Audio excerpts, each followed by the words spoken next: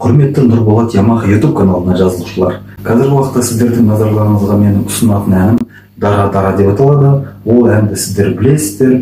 Бұл әнді Серікбол Сайлаубек деген эстрада әншісі орындаған болатын.